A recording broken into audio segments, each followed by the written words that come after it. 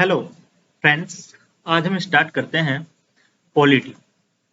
तो मैं ये जो कोर्स है वो पूरा पॉलिटी का कोर्स अपलोड करूंगा। आपको बस करना क्या है कि जस्ट वीडियो देखनी है आराम से बैठकर। जस्ट वीडियो देखनी है, ठीक है। ये हिंदी और इंग्लिश दोनों स्टूडेंट्स के लिए है, ठीक है। ये पढ़कर होगा क्या? आप इसे पढ़कर यूपीएससी, एसएससी, सीडीएस, रेलवे, कोई भी एग्जाम हो पॉलिटी के क्वेश्चन लगा पाएंगे, ठीक है। चाहे आपका एसएससी का है, चाहे यूपीएससी का है, चाहे पीएससी का है। मैं हर एक पॉइंट टच करूंगा पॉलिटी का और समझाने की ट्राई करूंगा, ठीक है। अब आती है बात नोट्स पर कि नोट्स बनाए या नहीं बनाए। वो आपकी श्रद्धा है कि आप नोट्स बना रहे हो साथ में या नहीं बना रहे हो। हाँ, लेकिन अगर आपको जरूरत है तो मैं जो बोल रहा हूं उसकी पीडीएफ मैं आपको प्रोवाइड कर दूंगा, ठीक है। अब स्टार्ट करते हैं पॉलिटी। अब पॉलिटी में सबसे पहले स्टार्ट अगर हम करेंगे तो सबसे पहले बात आती है कॉन्स्टिट्यूशन की। किसकी? Constitution. What is constitution? Constitution कोई कहता है कि भाई रूल ऑफ लॉ है, या कोई मतलब सबके अपने अपने व्यूज हैं। एक्चुअली कॉन्स्टिट्यूशन जो है वो है fundamental and organic law. Fundamental and organic law of the nation. Organic law of the nation कहता है एक्चुअली कि देश का कैरेक्टर कैसा है, कंसेप्शन कैसा है, वो कैसे काम करता है, और जो सॉवरेन पावर है वो कहां तक है और किस मैनर में है।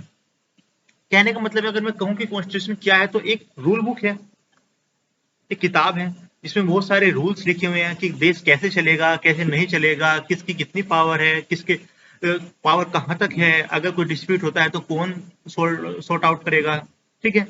अब ये सारी बातें किस में लिखी हुई हैं? कॉन्स्टिट्यूशन में। तो कॉन्स्टिट्यूशन क्या है in short? It is a rule book of a nation, of nation, ठीक है। अब ये सिर्फ रूल बुक ही तक सीमित नहीं रह जाती। अब आप देख लो कि हमारे इंडिया में कोई भी लॉ बनता है, वो अगर कॉन्स्टिट्यूशन को कन्फर्म नहीं करता, मतलब कॉन्स्टिट्यूशन के विपरीत है, जो कॉन्स्टिट्यूशन में बातें लिखी हैं उनके विपरीत अगर कोई लॉ बनता है तो इनवैलिड हो जाता है। कौन करता है? Supreme court. इसीलिए सुप्रीम कोर्ट को क्या कहा जाता है? Guardian of the constitution, of constitution, constitution का संरक्षक। कि भाई इसका देखभाल करने वाला कौन है? Supreme court. तो अगर कोई लॉ कॉन्स्टिट्यूशन के खिलाफ होता है या कॉन्स्टिट्यूशन में लिखी बातों के खिलाफ लॉ बन जाता है तो वो क्या करता है? उसको इनवैलिड कर दिया जाता है, ठीक है। तो constitution just not a rule book, ठीक है। अब आगे चलते हैं। अब एक्चुअली कि ये भी बताता है कि किसकी कितनी पावर है। भाई प्रेसिडेंट की कितनी पावर है, उनका इलेक्शन कैसे होना है, प्राइम मिनिस्टर की कितनी पावर है, लोकसभा की कितनी पावर है, पार्लियामेंट की कितनी है, किसकी का पावर कहां तक सीमित है, और किस मैनर में उसको पावर अपनी एक्सरसाइज करनी है, मतलब यूज करनी है। भाई पार्लियामेंट की पावर कहां तक है? अब ऐसा नहीं है कि supreme court guardian of the constitution है तो कुछ भी करेगा। वो सुप्रीम कोर्ट की भी अपनी एक लिमिटेशन है। तो ये सब कुछ बताता है हमें कॉन्स्टिट्यूशन, ठीक है। अब हमें लग रहा होगा कि भाई हमारे देश में कॉन्स्टिट्यूशन है तो डेफिनेटली अच्छा है सब कुछ। एक टर्म आती है कॉन्स्टिट्यूशनलिज्म। क्या आती है? कॉन्स्टिट्यूशनलिज्म मतलब कि हमारी जो गवर्नमेंट है वो कितने कॉन्स्टिट्यूशन के अनुसार, पीपल के अनुसार काम कर रही है। अगर मैं इसको 1 से 100 तक लिखता हूं तो आप भारत को कितने नंबर दोगे? अगर मैं एक चार्ट ड्रा करता हूं, भाई एक ये है कि जहां पर कोई कॉन्स्टिट्यूशन का पालन नहीं होता, सब मोनार्की का है, तानाशाही है। 100 जहां पे 100% कॉन्स्टिट्यूशन का अनुकरण होता है, पालन होता है, तो आप भारत को कहां रखेंगे? 100 पर, या समवेयर इधर और हेयर और हेयर?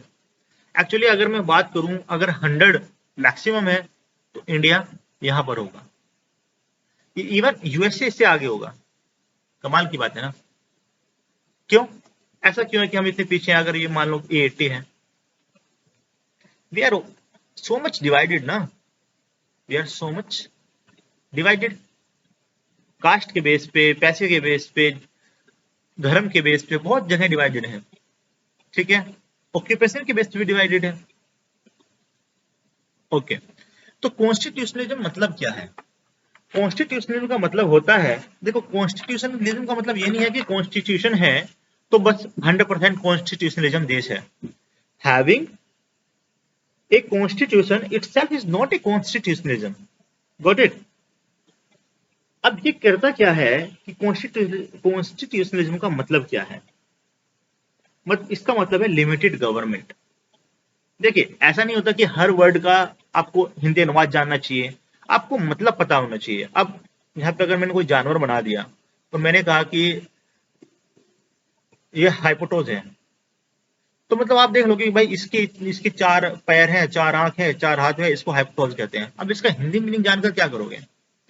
अब जिसके 4 पैर हैं, भाई एक पूंछ है, इसके हमने कह दिया डॉग है। हाँ तो ठीक है, इस एनिमल का नाम डॉग है। अब डॉग मतलब कुत्ता है, तो कुछ ज्यादा कुछ बड़ी बात नहीं है। तो कॉन्स्टिट्यूशनलिज्म का मतलब क्या है? एक्चुअली वो कॉन्स्टिट्यूशनलिज्म का मतलब होता है लिमिटेड गवर्नमेंट। मतलब ऐसा नहीं है कि सारी पावर गवर्नमेंट के हाथ में ही है, गवर्नमेंट की भी अपनी एक सीमा है। देखो जैसे फंडामेंटल राइट्स को चाहकर भी अपने नहीं हटा सकती, ठीक है। ये कॉन्स्टिट्यूशनलिज्म सिर्फ गवर्नमेंट पे ही लिमिटेशन नहीं करता, इवन पीपल पर भी लिमिटेशन लगाता है कि भाई हर आदमी का कितना, कहां तक उसके फंडामेंटल राइट एग्जिस्ट करते हैं, कहां तक गवर्नमेंट के राइट की पावर है, कहां पर सुप्रीम कोर्ट तक, कहां तक सुप्रीम कोर्ट की पावर है, ठीक है। क्योंकि अगर किसी एक या किसी कुछ के हाथ में सारी पावर चली गई तो वो तो तानाशाही हो जाएगी। लाइक हिटलर, नेपोलियन बोनापार्ट, आप इतिहास में बहुत कुछ देख सकते हैं ऐसा। तो हम कैसे पहचानेंगे कि भाई कॉन्स्टिट्यूशनलिज्म है इस देश में या कॉन्स्टिट्यूशनलिज्म नहीं है? देखो, अगर जो कॉन्स्टिट्यूशन है वो डेमोक्रेटिकली फॉर्म बना हुआ है,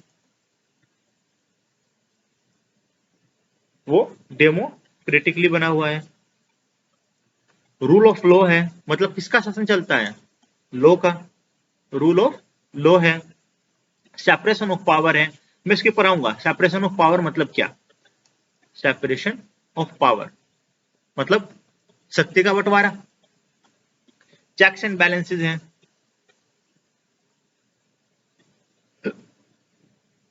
इंडिपेंडेंट जुडिशरी है। अच्छा, इंडिपेंडेंट जुडिशरी हमने कहां से वो रखी है कि भाई इंडिपेंडेंट जुडिशरी होनी चाहिए? सोचो, ये हमने वो रखी है यूएसए से, ठीक है। मतलब जुडिशियल रिव्यू होना चाहिए, कर सकता हो सुप्रीम कोर्ट। जिस कॉन्स्टिट्यूशन में फंडामेंटल राइट्स के बारे में बात हो रही हो, ठीक है, पब्लिक ओपिनियन के बारे में बात होती है और वो स्ट्रॉन्ग समझा जाता हो, जहां पर सिर्फ गवर्नमेंट को पावर की पावर ही सीमित नहीं हो, पीपल के भी राइट सीमित हो, जहां ये सब कुछ होता है उसको बोलते हैं हम कॉन्स्टिट्यूशनलिज्म 100% है। तो ये हम इससे कॉन्स्टिट्यूशनलिज्म से हम बता सकते हैं कि कौन सा देश कितना डेमोक्रेटिकली चल रहा है, कितना नहीं चल रहा है, ठीक है। चलिए, खैर, ये तो बात होगी हमारी कॉन्स्टिट्यूशन की। तो कॉन्स्टिट्यूशन मैंने बता दिया क्या है, वो कॉन्स्टिट्यूशनलिज्म भी बता दिया मैंने क्या है। अब यहां पर एक वर्ड आया है सेपरेशन ऑफ पावर्स, तो ये मैंने लो लिख दिया, सेपरेशन ऑफ पावर्स।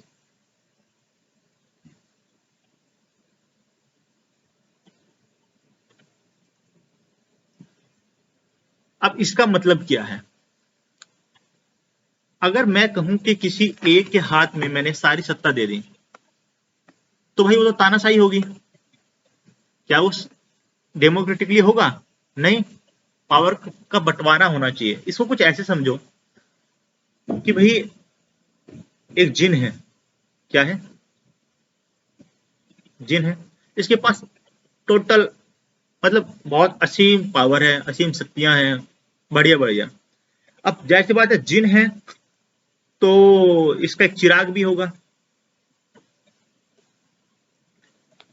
अब सोचो, अगर ये चिराग, मैं कह दूं कि भाई जिन जो है वो अपनी मर्जी से काम कर सकता है, ठीक है, तो तबाही मचा देगा। इसलिए जिन को कंट्रोल करने के लिए चिराग आया है, और चिराग को कौन कंट्रोल करता है? अलादीन। ठीक है, लेकिन अगर चिराग किसी गलत हाथ में चला गया तो क्या होगा? ऐसी अगर सत्ता किसी गलत हाथ में चली गई, पावर किसी गलत हाथ में चली गई तो क्या होगा? क्या चेक्स एंड बैलेंसेस हैं? क्या सारी पावर एक ही हाथ में है या बंटवारा है शक्तियों का? अगर करता धरता सब मैं ही हो जाऊं तो सब काम बेकार हो जाएगा ना। एक वो है, द्यूतो न अस्ति न भूतो न भविष्यति, रावणा सेज। अब हुआ क्या कि ये जिन बहुत पावरफुल था, तो इस डर से हमारे जो कॉन्स्टिट्यूशन मेकर्स थे उन्होंने क्या करा, इसको तोड़ दिया। क्या कहा कि भाई अब से तीन चीजें हो जाएंगी, एक दो तीन। पहली क्या है? Legislative, like parliament. दूसरी क्या है? एक मिनट, पहली क्या है? लेजिस्लेटिव। दूसरी क्या है आपकी? एग्जीक्यूटिव, जो सरकार कहते हैं हम। और तीसरी क्या है? जुडिशियरी। मतलब सबकी अपनी अपनी पावर दे दी गई, मतलब पावर का बंटवारा हो गया कि लेकिन अगर ये पावर किसी के हाथ में चली जाती है गलत हाथ में, तो ये दोनों तो सेफ हैं। अगर ये गलत हाथ में चली गई तो ये दोनों इसको रोकने के लिए सेफ है।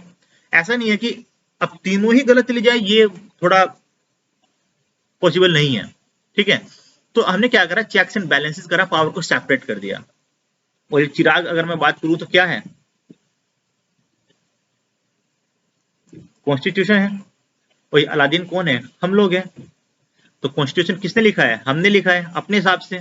और हमने जिनको क्या कर दिया है? तीन भागों में तोड़ दिया है, लेजिस्लेटिव, एग्जीक्यूटिव और जुडिशियरी। क्योंकि भाई सेपरेशन ऑफ पावर करना था ना, कि अगर सपोज मान लो कि गवर्नमेंट के किसी गलत हाथ में चली गई है, तो जुडिशरी है उसको रोकने के लिए। चेक्स एंड बैलेंसेस का मतलब यही होता है कि भाई अगर एक के हाथ में गलत, मतलब एक गलत आदमी के हाथ में सत्ता पावर चली जाए, तो वो जुडिशरी के हाथ में, जुडिशरी किसी गलत हाथों में चली जाए, तो लेजिस्लेटिव और एग्जीक्यूटिव है उनको उसको रोकने के लिए।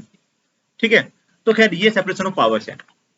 अब कॉन्स्टिट्यूशन का फंक्शन क्या होता है? फंक्शन ऑफ कॉन्स्टिट्यूशन, कॉन्स्टिट्यूशन मतलब कॉन्स्टिट्यूशन के कार्य क्या क्या है। एक्चुअली हमें कॉन्स्टिट्यूशन को पढ़ के पता चल जाता है कि उस देश की आइडियोलॉजी क्या है, उस देश की फिलोसफी क्या है, उस देश की आइडियोलॉजी क्या है, फिलोसफी क्या है। हमें देश को जानने की जरूरत नहीं है, बस किसी भी देश का है, अगर हमने उसका कॉन्स्टिट्यूशन रीड कर लिया तो समझ लो कि उसकी आइडियोलॉजी समझ ली, उसकी फिलोसफी समझ ली। और क्या है कॉन्स्टिट्यूशन का काम? ये जो दूसरे लॉ हैं उनको वैलिडेट करता है। मैंने पहले ही बताया कि अगर कोई लॉ को, किसी लॉ को कॉन्स्टिट्यूशन वैलिडेट नहीं करता है, सत्यापित नहीं करता है, तो वो लॉ इनवैलिड अपने आप हो जाता है। एक काम ये हो गया इसका। और क्या हो सकता है? ये गवर्नमेंट को बताता है कि गवर्नमेंट कैसे चलनी है, कब किसकी इलेक्शन होना है, कैसे इलेक्शन होना है, किसकी कितनी पावर है, एक्सेट्रा एक्सेट्रा। ठीक है, अब बात हमने कॉन्स्टिट्यूशन की कर ली, तो अब बात निकली है तो थोड़ा दूर तक जाएगी। तो कॉन्स्टिट्यूशन बनाया किसने था? अब बात अगर कॉन्स्टिट्यूशन, भाई हमने समझ लिया कॉन्स्टिट्यूशन क्या है, हमने ये समझ लिया कि इसके फंक्शन क्या है, लेकिन कॉन्स्टिट्यूशन बनाया किसने था? भाई वी द पीपल, हम लोगों ने बनाया। लेकिन कैसे? अब 1946 में, नवंबर 1946 में एक प्लान आता है जिसे कहते हैं कैबिनेट मिशन प्लान। देखो मैं जो कुछ भी बोल रहा हूं ना, वो अब बिल्कुल अटेंशन के साथ अगर आप ध्यान से सुनोगे तो मैक्सिमम नंबर ऑफ क्वेश्चन आप अटेम्प्ट कर दोगे एग्जाम में। ठीक है, आपको कुछ नहीं करना है, इसको वीडियो को 2 से 3 बार देख लेना है कि अपने आप हो जाएगा सब कुछ। ओके, अब बात करते हैं कि कैबिनेट मिशन प्लान आया, कैबिनेट मिशन प्लान आया 1946 में, जिसके तहत कहा गया कि कॉन्स्टिट्यूएंट असेंबली बनाओ। क्या बनाओ? Constituent assembly. मैं लिख कर दे दूंगा सब कुछ, जो भी मैं बोल रहा हूँ सब कुछ लिख कर दे दूंगा। अब हमें आजादी कब? 1947 में। और कॉन्स्टिट्यूशन असेंबली कब बनी? 1946 के अंतर्गत। क्यों? अगर ये क्वेश्चन आता है कि कैबिनेट मिशन प्लान जो है, सॉरी, कॉन्स्टिट्यूशन असेंबली किस प्लान के अंदर बनी है, तो कैबिनेट मिशन प्लान के अंतर्गत बनी है। आजादी मतलब पार्टीशन से पहले जो पूरा भारत एक साथ था, पार्टीशन से पहले टोटल कितने नंबर थे? 389। 389 में 296 प्रोविंशियली इलेक्टेड थे, और जबकि 93 प्रिंसली स्टेट से थे। इसी तरह से अगर मैं बात करूं पार्टीशन के बाद,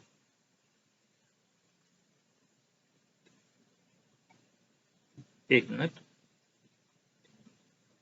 पार्टीशन के बाद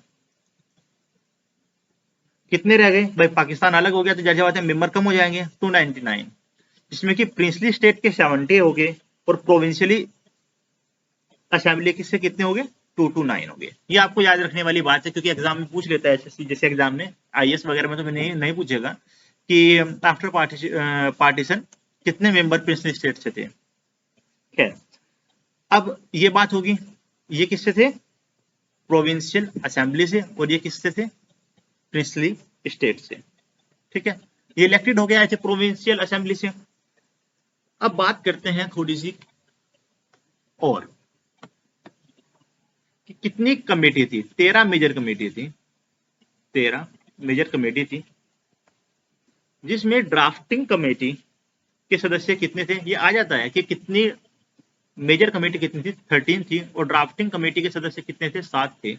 और ड्राफ्टिंग कमेटी बहुत इंपॉर्टेंट कमेटी है, इसके अध्यक्ष कौन थे? डॉक्टर भीमराव अंबेडकर, जिसको आप सब जानते हैं, बी आर अम्बेडकर। ओके, अब जो मैं क्वेश्चन ऐसी बता रहा हूं ना, ये पूछ लिया जाता है कि ड्राफ्टिंग कमेटी के अध्यक्ष कौन थे? डॉक्टर भीमराव अंबेडकर। कितनी का मेजर कमेटी थी? 13 थी। अच्छा, मैं आपको बताऊं ड्राफ्टिंग कमेटी जो है वो कब बनी थी? 29 अगस्त, ये पूछेगा नहीं, बस जस्ट बता रहा हूं, 1947 को बनी।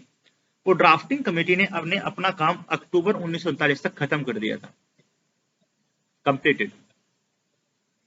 ठीक है, अब एक क्वेश्चन आता है कि भैया कॉन्स्टिट्यूशन हमारा अडोप्टेड और अनेक्टेड, ध्यान से वर्ड सुनना, वर्डों का ही खेल है पॉलिटी में, अडोप्टेड एंड एनेक्टेड कब हुआ? 26 नवंबर 1949 को। और एनफोर्स कब हुआ? 26 जनवरी 1950 को। ठीक है, यहां पर दिमाग घूम जाता है अगर वहां एग्जाम में क्वेश्चन आए कि भाई अडॉप्टेड तो चलो ठीक है, सभी याद रखते हैं कि भाई 26 जनवरी 1949 को अडॉप्टेड हुआ। अनेक्टेड, अनेक्टेड का मतलब क्या है? सॉरी, ये टी हटेगा। अनेक्टेड का मतलब क्या है कि हाँ, अनेक्टेड कब हुआ? अब यहां पर हमें लगता है कि अनेक्टेड का मतलब होता है एनफोर्स हो जाना, जबकि ऐसा नहीं है। अनेक्टेड का मतलब एनफोर्स नहीं होता। तो अडोप्टेड और अनेक्टेड कुछ भी आ जाए तो आपको क्या लिखना है? 26 नवंबर 1949। अगर एनफोर्स आ जाए, लागू कब हुआ, तब आपको लिखना है 26 जनवरी 1950। ठीक है, चलिए अब बात करते हैं थोड़ा सा सोर्सेज की। यहां पर मजा आएगा कि कौन सी चीज कहां से उधार ली गई है। तो बताओ, फेडरल स्कीम, क्या फेडरल स्कीम कहां से बोरो हुई है? आपके पास कुछ सेकंड है सोचने के लिए। फेडरल स्कीम बोरो हुई है गवर्नमेंट ऑफ इंडिया एक्ट 1935 से। ओके, अच्छा, पूरी पॉलिटी में फेडरल फेडरल करते रहेंगे। फेडरल का मतलब क्या होता है? एक्चुअली पता है हमारी सबसे बड़ी प्रॉब्लम क्या है? क्योंकि हम वर्ड का शाब्दिक अर्थ मतलब ट्रू मीनिंग क्या है ये नहीं पता होता। बस फेडरल, हाँ ओके, हाँ फेडरल फेडरल, भाई फेडरल कंट्री, हाँ फेडरल, फेडरल स्कीम, हाँ ओके फेडरल। लेकिन फेडरल का मतलब क्या है? फेडरल माने क्या? फेडरल का मतलब होता है कि स्टेट और सेंटर, यहाँ पे सेंटर है, यहाँ पे बहुत सारे स्टेट है, इन सब के पास बराबर पावर है। कोई बड़ा कोई छोटा नहीं है, सब बराबर है।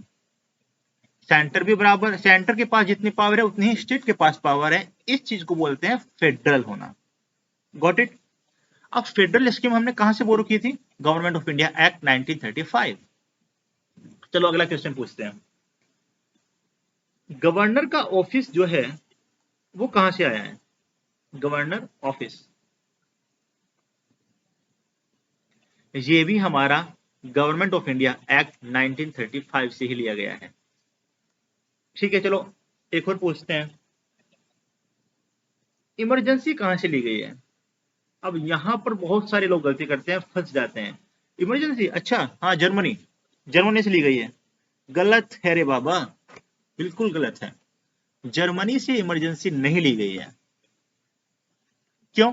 इमरजेंसी जो ली गई है वो ली गई है गवर्नमेंट ऑफ इंडिया एक्ट 1935। समझे? तो फिर जर्मनी से हमने तो पढ़ा है कि भाई जर्मनी से इमरजेंसी ली गई है, नहीं। इमरजेंसी के दौरान फंडामेंटल राइट्स का सस्पेंडेड होना, ये चीज जर्मनी से ली गई है। सस्पेंडेड होना, ये चीज जर्मनी से ली गई है। इमरजेंसी जर्मनी से नहीं है, emergency government of India act 1935 से ही है। Got it? तो अगर आ जाए इमरजेंसी लेनी कहां से ली गई है, तो गवर्नमेंट ऑफ इंडिया एक्ट 1935 लगाओगे। अगर आ जाए कि fundamental right suspended during emergency, तो क्या आएगा? जर्मनी आएगा। मतलब इमरजेंसी के दौरान हमारे मौलिक अधिकारों का सस्पेंशन हो जाना, हनन हो जाना, ये जर्मनी से लिया गया है। इमरजेंसी जर्मनी से नहीं ली गई है। ठीक है, अब आगे चलते हैं।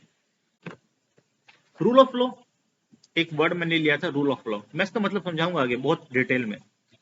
रूल ऑफ लॉ कहां से लिया गया है? यूनाइटेड किंगडम, यूके से। और क्या लिया गया है यूके से? Law making process, law making process, parliamentary system, single citizenship, ये सब के सब चीज कहां से लिए गए हैं? यूके से लिए गए हैं। रूल ऑफ लॉ कह दो, लॉ मेकिंग प्रोसेस कह दो, पार्लियामेंट्री सिस्टम कह दो, सिंगल सिटीजनशिप कह दो, सब किससे लिए गए हैं? यूके से लिए गए हैं।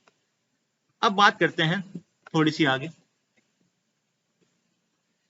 प्रेसिडेंट का इम्पीचमेंट। मैं प्रेसिडेंट को ऐसे लिख रहा हूं, ठीक है, जहां भी मैं ऐसे लिखूं समझ लेना प्रेसिडेंट है, पंडित नहीं है।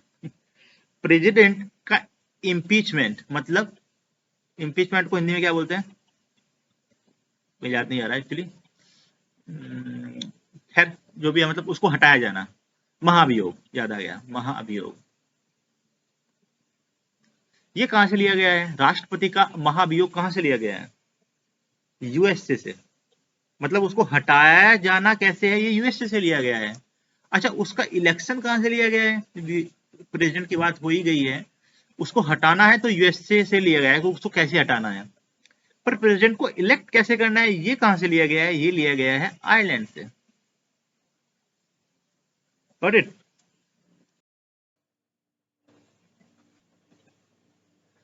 तो इलेक्शन हो गया, आयरलैंड से लिया गया है, इम्पीचमेंट यूएसए से लिया गया है।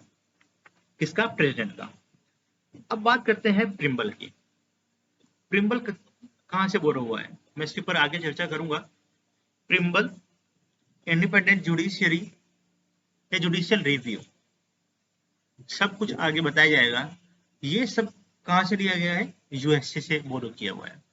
ठीक है, अब बात करते हैं कि प्रेसिडेंट प्रेसिडेंट जो है वो तीनों सेनाओं का अध्यक्ष होता है, ये बात कहां से ली गई है? ये भी यूएसए से ली गई है। President chief of the armed forces कहां से लिया गया है? यूएसए से लिया गया है। Vice president x official chairman होगा राज्यसभा का। Vice president x official chairman होगा, चेयरमैन। ठीक है, ये कहां से लिया गया है? ये भी यूएसए से लिया गया है। तो यूएसए से कितनी सारी चीजें होगी? Preamble, independent judiciary, judicial review, vice president और एक्स ऑफिशियल चेयरमैन, और प्रेसिडेंट चीफ। चीफ है किसका? आर्म्ड फोर्सेस का। आर्म्ड फोर्सेस का, ये किससे लिया गया है? ये भी यूएसए से लिया गया है।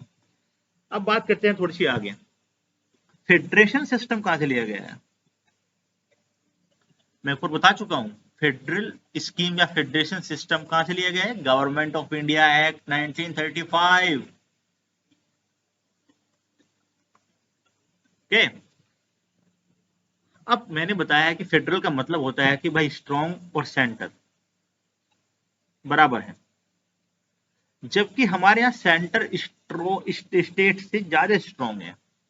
अब सेंटर को स्टेट से ज्यादा पावरफुल होना है, ये बात हमने कहां से ली गई है? ये लिया गया है हमने कनाडा से। Got it? फेडरेशन तो है, ठीक है, but with centre strong, strong centre, मतलब सेंटर स्ट्रॉन्ग होगा लेकिन फेडरल होगा। अब ये थोड़ी सी पेचीदा बात है कि भाई फेडरल का मतलब ही यही है कि सेंटर और स्टेट दोनों बराबर पावरफुल होने चाहिए, लेकिन हमने कहा नहीं नहीं, फेडरल है, दोनों को पावर है, बट सेंटर को हम पावर थोड़ा ज्यादा देंगे। इसके ऊपर बाद में चर्चा होगी। ये चीज कहां से ली गई है? हमने कनाडा से ली गई है। रिजिडिटी पावर किसके हाथ में होती है? सेंटर के हाथ में होती है। रिजिडिटी पावर किसके हाथ में होती है? मतलब बची हुई, जो बची हुई पावर है वो किसके हाथ में होती है? कनाडा के। देखो, कुछ पावर्स बांट दी गई सेंटर के हाथ में, कुछ बांट दी गई स्टेट के हाथ में, कुछ दोनों को हाथ में दी गई, कुछ ऐसी भी है जो नहीं लिखा गया है, वो सब किसके हाथ में है? सेंटर के हाथ में है। सेंटर स्टेट से स्ट्रॉन्ग होगा। ये दोनों बातें कहां से ली गई है? कनाडा से। ये मैं इन तीनों लिस्ट का जिक्र आगे करूंगा, इन तीनों का, central list, state list, concurrent list क्या है, क्या क्यों है, कैसे है, सब कुछ, ठीक है।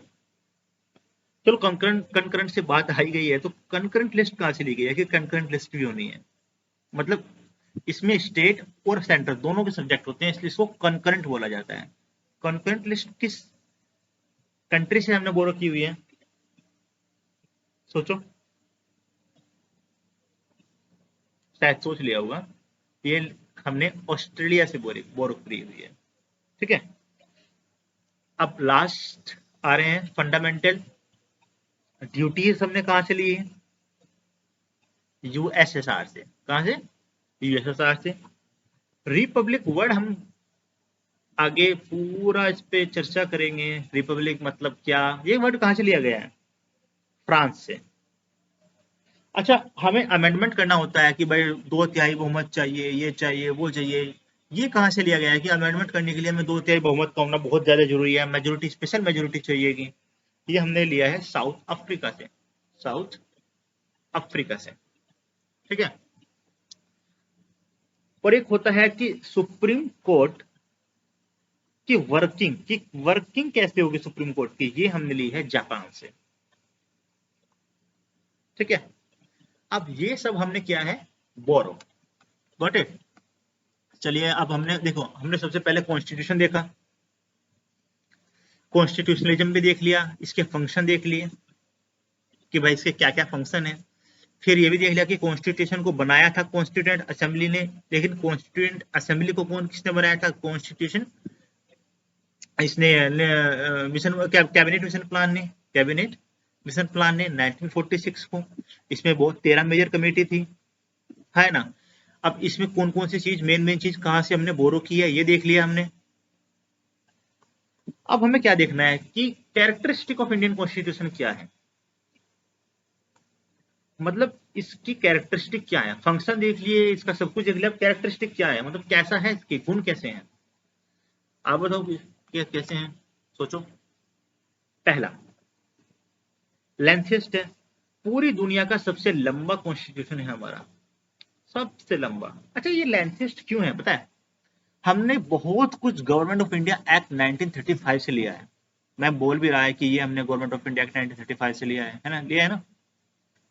ये अपने आप में खुद ऑलरेडी ही भारी था, हमने इस ये पूरा का पूरा ही ले लिया, उसमें और भी ऐड कर दिया, तो ये हमारा सबसे लंबा कॉन्स्टिट्यूशन बन गया, लेंथेस्ट है, पहली कैरेक्टरिस्टिक। दूसरी कैरेक्टरिस्टिक क्या है?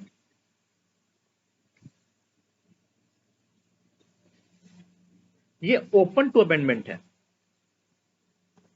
अमेंडमेंट मतलब इसमें संशोधन होते रहते हैं, ये ग्रो होता रहता है, ये बच्चे से बड़ा, उस और बड़ा, और बड़ा, और बड़ा, और बड़ा, मतलब ग्रो हो रहा है, ठीक है। और क्या हो सकता है? और हो सकता है आपका कि भाई जो फंडामेंटल राइट दिए गए हैं वो लिमिटेड है। ऐसा नहीं है कि आपको आजादी है तो आपकी भाई फंडामेंटल राइट जीने की आजादी है, तो उसका मतलब ये नहीं कि आप दूसरे की जान ले लोगे, ठीक है। लिमिटेड अनलिमिटेड नहीं है कुछ भी, हर चीज लिमिटेड में है। लिमिटेड गवर्नमेंट है, लिमिटेड फंडामेंटल राइट्स हैं, ये भी कैरेक्टरिस्टिक है। चलिए, क्या अब मैं बात कर रहा था किसकी, कॉन्स्टिट्यूशन के कैरेक्टरिस्टिक की, कॉन्स्टिट्यूशन के कैरेक्टरिस्टिक की। हो गया भाई, भारी है, ओपन टू अमेंडमेंट है, फंडामेंटलाइज लिमिटेड है, लिमिटेड गवर्नमेंट है, ठीक है, और हमने सोर्स यहाँ से बोरो किए हुए हैं। अब बात करते हैं कि इसमें ये एक्चुअली एग्जाम में मेरे सामने, जब मैंने एग्जाम दिए थे तो काफी बार मेरे सामने क्वेश्चन आए हैं, इनमें काफी कंफ्यूजन भी होता है, तो इसलिए जरा शांति से पढ़ना जो मैं पढ़ा रहा हूँ। अब ये 3 चीजें, ठीक है, इनमें कंफ्यूजन काफी होता है।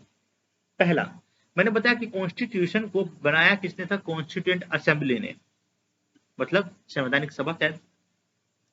अब ये क्या सोवरेन थी? नहीं, कैबिनेट मिशन प्लान में लिखा गया था कि इसको हम भंग किया जा सकता है, ठीक है। ये सोवरेन कब बनी? 15 अगस्त 1947 को,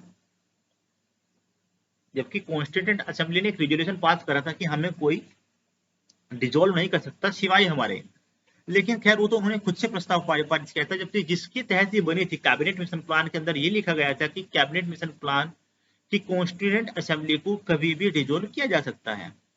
लेकिन ये सोवरेन कब बनी? 15 अगस्त 1947 को, ठीक है। अब बात करते हैं कि 9 अगस्त 1946 को कॉन्स्टिट्यूएंट असेंबली की फर्स्ट मीटिंग हुई, first meeting of the constitution assembly. मैं कह रहा हूं उनमें काफी कंफ्यूजन रहता है, तो जरा ध्यान से देखना, ये पहली मीटिंग है। इस मीटिंग को क्या होता है, आपने भी सुना होगा या याद करा हुआ, रट्टा मारा होगा पूरा कि टेम्परेरी प्रेसिडेंट क्या थे, डॉक्टर सीदानंद सिन्हा थे, डॉक्टर अजयनारायण सिन्हा थे। अच्छा, टेम्परेरी मतलब कुछ समय के लिए, कुछ समय के लिए मतलब कितने कुछ समय के लिए, सोचा है कभी? सॉरी, बाय बैक, ये 9 दिसंबर है। 9 दिसंबर को पहली मीटिंग होती है कॉन्स्टिट्यूएंट असेंबली की 1946 को, और यहां डिक्लेयर किए जाते हैं डॉक्टर सच्चिदानंद सिन्हा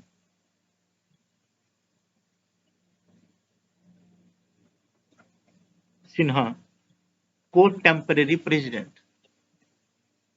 टेम्परेरी प्रेसिडेंट। ठीक 2 दिन बाद 11 दिसंबर 1946 को सेकंड मीटिंग होती है। ये मीटिंग है कॉन्स्टिट्यूएंट असेंबली की, यहां पे परमानेंट प्रेसिडेंट डिक्लेयर होते हैं और वो होते हैं डॉक्टर राजेंद्र प्रसाद।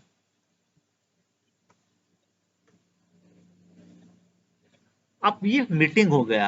अगर मैं कहूं first session of the constitution, पहला सेशन, फर्स्ट सेशन कब हुआ? तो ये हुआ ठीक इसके 2 दिन बाद 13 दिसंबर 1946 को पहला सेशन हुआ। इसी के अंदर ऑब्जेक्टिव रिजोल्यूशन लिखा गया है, हम आगे लेक्चर में देखेंगे ऑब्जेक्टिव रिजोल्यूशन क्या है। तो अगर आ जाए फर्स्ट मीटिंग तो 9 दिसंबर, सेकंड मीटिंग 11 दिसंबर, लेकिन फर्स्ट सेशन आ जाए तो क्या है? 13 दिसंबर। गॉट इट और नॉट?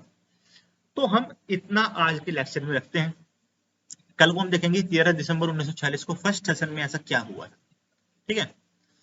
सो आपको करना क्या है कि अगर कहीं आपको लग रहा है कि भाई हम फैक्ट याद नहीं रख सकते, तो वीडियो को 2 बार या 3 बार देख लो। पहली बार नॉर्मल मोड में देख लो, फिर उसको हाई स्पीड में देख लो थोड़ा सा करके। और अगर आपको चाहिए कि नोट्स जो मैंने बोला है वो नोट्स के फॉर्म में, पीडीएफ के फॉर्म में चाहिए, तो आप कमेंट में बता सकते हैं मुझे, मैं आपको पीडीएफ में ये सब कुछ जो मैंने बोला है लिखा हुआ दे दूंगा, ठीक है। Thank you, bye.